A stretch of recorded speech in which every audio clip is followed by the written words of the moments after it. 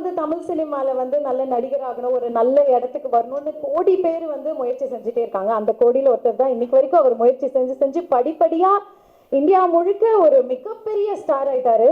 And பார்த்தீங்கன்னா எப்படி வந்து ஒரு கலைக்கு வந்து கலையை ரசிக்கணும்னா அதுக்கு மொழி தேவையில்லைன்னு சொல்லுவாங்க. அதே மாதிரி இவருடைய நடிப்பை ரசிக்கிறதுக்கு மொழி தெரிஞ்சுக்கணும்னு அவசியமே கிடையாது. ஏன்னா அப்படிப்பட்ட ஒரு பிரில்லியண்டான பெர்ஃபார்மர்.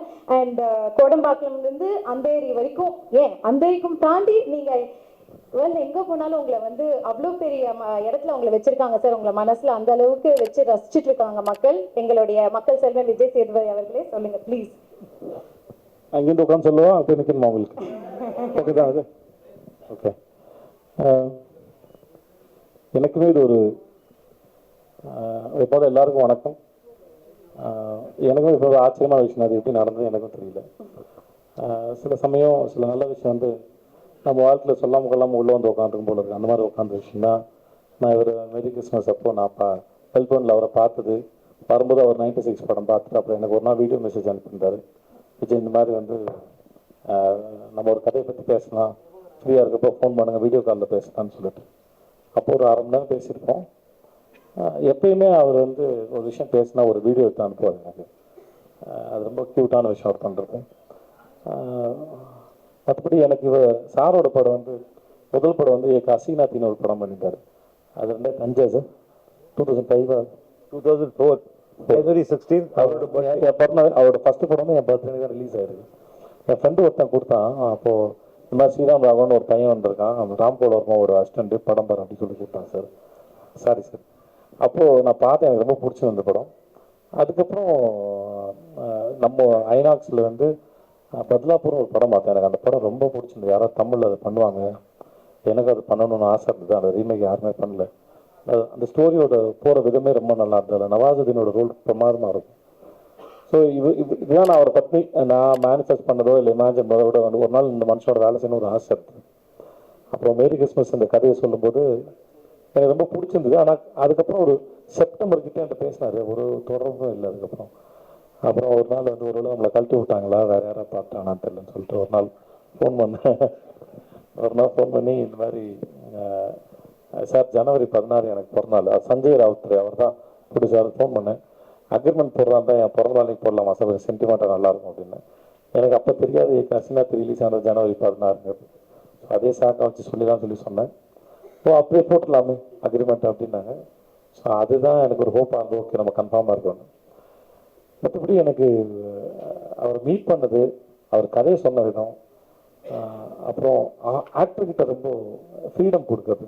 ஒரு 30 நாள் சும்மா ஒன்றுமே இருக்காது. சும்மா மத்தியானம் லஞ்சுக்கு மேலே போய் மும்பையில் அவரோட ஆஃபீஸ் போய் உட்காந்து பிளாக் காஃபி குடிச்சிட்டு பேசிட்டு இருக்கிறது தான் வேலை. சும்மா தான் பேசுவோம். அதில் சினிமா பற்றி ஒரு 1/2 மணி நேரம் இருக்கும். அவர் சொல்லுவார், அப்படின்னா ரொம்ப மெனக்கெடலாம் வேணாம், சும்மா ரிலாக்ஸாக இருக்கேன் பார். நம்மக்கிட்ட அவர் எப்படி வேலை வாங்குறாருன்னு கூட தெரியாது. ஆனால் அவரோட ஸ்பெண்ட் பண்ணுற டைமில் வந்து அவரை பற்றினதும் அவரோட ஃபில்ம் மேக்கிங் பற்றினதும், அப்புறம் பூஜா மேடம் ரொம்ப ஸ்வீட். அவங்க அந்த அம்மா வந்து ரொம்ப ஸ்வீட். அவங்க வந்து சாரோட எடிட்டர், ஹாஸ்பிட்டல் இருக்கிறாங்க, கோ ரைட்டரு. ஸோ இவங்களோட சும்மா டைம் ஸ்பெண்ட்றதே வந்து இந்த படத்தை பற்றின புரிதலும் அந்த இண்டஸ்ட்ரி அங்கே இருக்கிற பழக்க வழக்கங்கள் எல்லாமே மெல்ல மெல்ல புரிய ஆரம்பிச்சிது. அது எனக்கு செட்டுக்கு போகும்போது நான் புதுசாக போகிற ஒரு ஃபீல் எனக்கு க்ரியேட் பண்ணல. ஒருவேளை என்னை கமிட் பண்ணிவிட்டு நேரடியாக ஃபஸ்ட் டேவே என்னை ஷூட்டு கூப்பிட்டு போயிருந்தாங்கன்னா நான் இவ்வளோ தான் கம்ஃபர்டபுளாக இருந்திருப்பேனா கூட எனக்கு தெரியாது. ஏன்னா அந்த இடம் அந்த எனர்ஜி எல்லாமே புரிஞ்சு அதுக்கப்புறம் போய் நடிக்கிறதுங்கிறது பெரிய கஷ்டமாக இருந்திருக்கும். ஸோ ஒரு ஆக்டர் எப்படி ஹேண்டில் பண்ணுங்கிற வரைக்கும் அது. அப்புறம் ரொம்ப அழகான ஆச்சரியம், ஒரு நாள் கட்டின கைஃப் நாங்கள் எல்லாம் பார்த்தது. திடீர்னு ஒன்றா வந்தாங்க. ஒரு நம்மளோட சீனியர் ஆக்டர் ஒரு 2 டிக்கெட் இருந்திருக்காங்க இண்டஸ்ட்ரியில். அவங்க எப்படிப்பட்ட பர்சனாலிட்டியாக இருப்பாங்கன்னு ஒரு பயம் இருந்தது.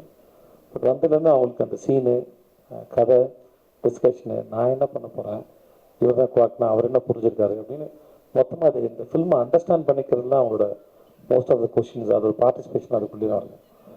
ஸோ எனக்கு அது இன்னொரு ஆக்டர்கிட்ட வந்து எஸ்பெஷலி லீட் ரோல் பண்ணுற இன்னொரு கோ ஆக்டர் வரும்போது அது it makes more comfortable. That இப்போ ஒரு வேலை செய்யும்போது ஒரு மைண்டோட இன்ட்ராக்ட் பண்ணி பண்ணும்போது அது ரொம்ப நல்லாயிருக்கும். அது பெரிய கம்ஃபர்டபுளாக இருந்தது கெட்டனோட ஒர்க் பண்ணும்போது. அப்புறம் கவின் பாபு பாபு வந்து நான் கூத்துப்பட்டு 2004 வேலைக்கு போகும்போது என்னை உள்ளே போனோடனே ஒரு பீமை என்னை பயமுறுத்தினா, அதுதான் பாபு அது. ஏன்னா அப்போ வந்து மீனாட்சின்னு ஒரு மேடம் இந்த தியேட்டர் டைரக்டர் வந்து பாஞ்சாலி சபதத்தை வந்து ரிஹர்சல் பார்த்தாங்க.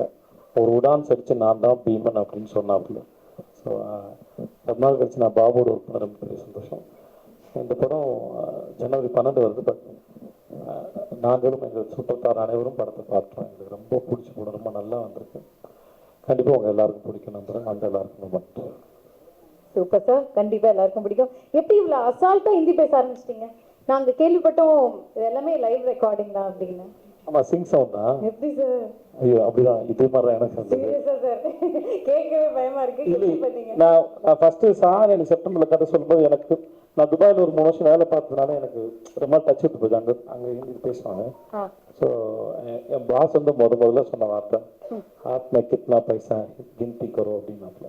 கையில் எவ்வளோ பணம் இருக்குது என்ன அப்படின்னாப்புல. என் பாஸ் ஃபர்ஸ்ட் சொன்ன ஹிந்தி. ஸோ அங்கே இருந்தது. பட் அவர் ரொம்ப ஃபோன் சவுண்ட் நல்லா இருக்கு. ஸோ அதுக்கப்புறம் ரொம்ப வருஷம் ஆச்சு, 17 வருஷம் ஆச்சு நான் ஹிந்தி பேசி. நான் ஃபர்ஸி பண்ணும்போது ரொம்ப கஷ்டமாக இருந்தது. அதுக்கப்புறம் கொஞ்சம் ஃப்ளோ வந்துருச்சு. இன்னுமே ஹிந்தி வந்து இவங்களாம் தெரியும், ஹிந்தி வந்து கொஞ்சம் டடக்கு போடக்கு தான். அதான் அழகா இருக்கு சார். அது நான் எதிர்பார்க்கவே இல்லை. ஆடியன்ஸ் வந்து என்னை அக்செப்ட் பண்ணிப்பாங்கன்னு நான் நிஜமாக எதிர்பார்க்கவே இல்லை. தி லவ் மீ. அது வந்து ஒரு பெரிய விஷயம். இது பண்ணும்போது மோஸ்ட்லி அதை ஒரு பல முறை படித்து பார்த்து பூஜா இது சார் அதை பேச அப்புறம் சில இடத்துல அங்கங்கே டப்பிங் பண்ணியிருக்கேன். என்னோட ஹிந்தி சரியில்லாமல் பண்ணியிருக்கேன். மற்றபடி ஒரு அது அந்த துபாயில் வேலை பார்த்து தான் ஒரு ஹெல்ப் பண்ணிருக்கு. Super sir. நீங்க ஆல்மோஸ்ட் ஆல் லாங்குவேஜஸ் நடிச்சிருக்கீங்க.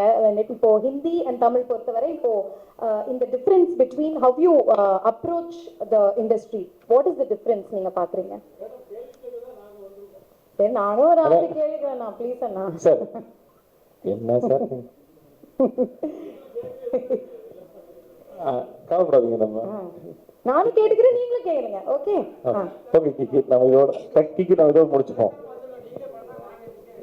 சார் உங்களுக்கு டைம் இருக்குல்ல சார்? உங்களுக்கு ஒரு டைம் கொடுப்போண்ணா. சரிண்ணா. Okay, you relax. வேலை செய்கிற இடத்துல எந்த வித்தியாசமும் இல்லை. வெறும் அந்த மொழியை பேசுறதுல மட்டும்தான் ஒரு மொழி ஒரு இடத்துல ஆரம்பிக்குதான் நினைக்கிறேன்.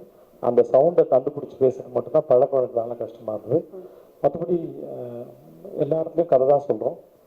அது ஸ்மூத்தாக தான் போச்சு, ரொம்ப நல்லா இருந்தது. அப்புறம் எல்லாமே டிபெண்ட் அந்த டைரக்டர் தான் இருக்குது. ஓகே, கண்டிப்பாக சூப்பர்.